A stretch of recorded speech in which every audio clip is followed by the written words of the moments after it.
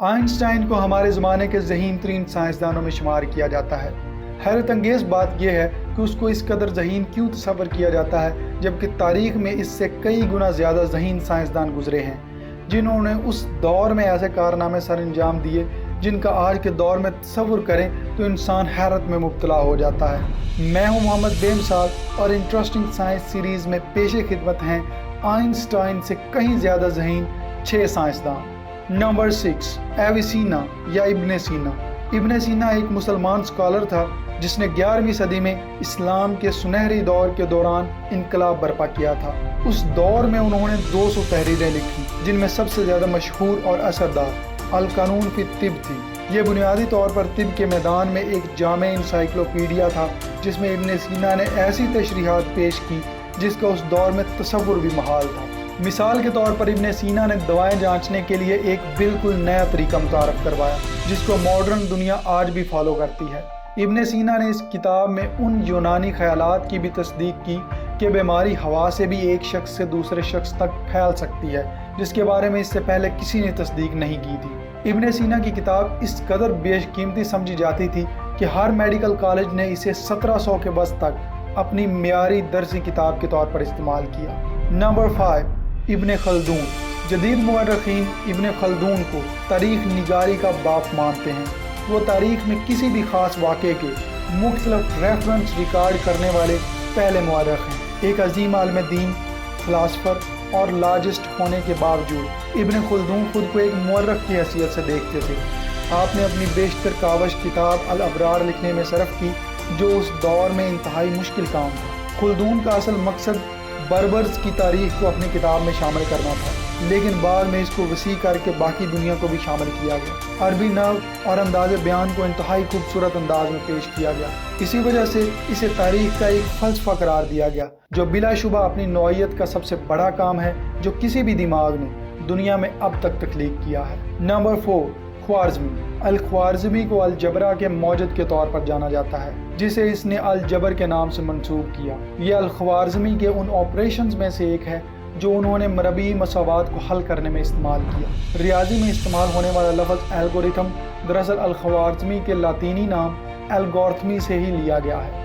صرف اس جملے سے ہی اندازہ کیا جا سکتا ہے کہ وہ ریاضی کا بہت بڑا پرستار تھا۔ اپنی کتاب الکتاب المختصر میں انہوں نے قانون، بزنس اور ہر میدان میں نمبرز کو کیلکولیٹ کرنے کے طریقے اخذ کیے۔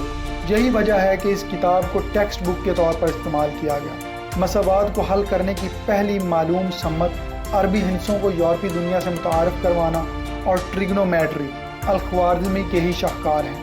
نمبر 3، ابن رشد۔ ابن رشد 12ویں صدی کا ہسپانوی معلم تھا جس نے قانون سے لے کر میوزک تھیوری تک تقریباً ہر فیلڈ میں اسپیشلائزیشن کی۔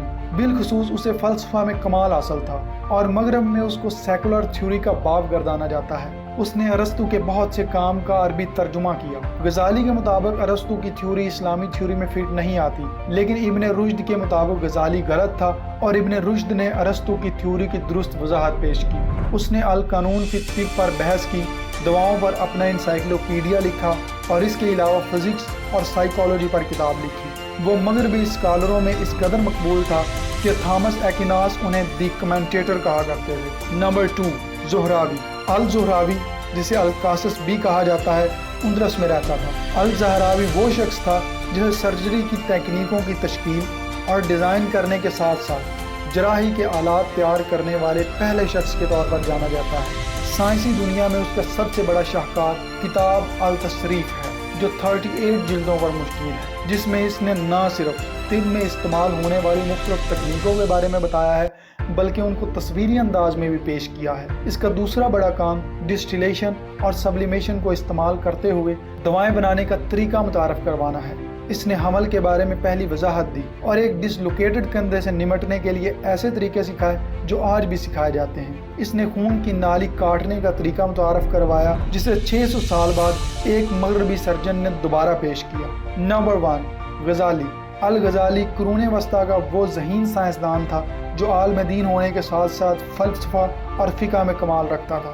غزالی کی وہ شراکت جس نے انہیں علمی دنیا میں شہرت کی بلندیوں تک پہنچایا وہ ارسطو کے فلسفے کی تردید تھی، جس میں انہوں نے ارسطو کے خیالات کے خلاف بحث کی تھی۔ جس کا ترجمہ ابن سینا نے بعد میں متنازع ہونے کی وجہ سے دوبارہ کیا، لیکن اس تنقید نے اسلامی فلسفہ میں انقلاب برپا کر دیا، جہاں سے بیشتر مسلمان فلسفیوں نے یونانی فلسفوں پر تنقید کا آغاز کیا۔ غزالی کے کام میں بے شمار عنوانات شامل تھے اور اس نے مسلم اور مغربی دونوں جماعتوں پر لازوال اثر ڈالا۔ معزز ناظرین، ان سائنسدانوں کی خوبیوں اور ان کے عظیم کارناموں سے آپ کو بخوبی اندازہ ہو گیا ہوگا کہ یہ سائنسدان آئنسٹائن سے کس قدر زیادہ ذہین اور فطین تھے۔ Thanks for watching and don't forget to like, share and subscribe.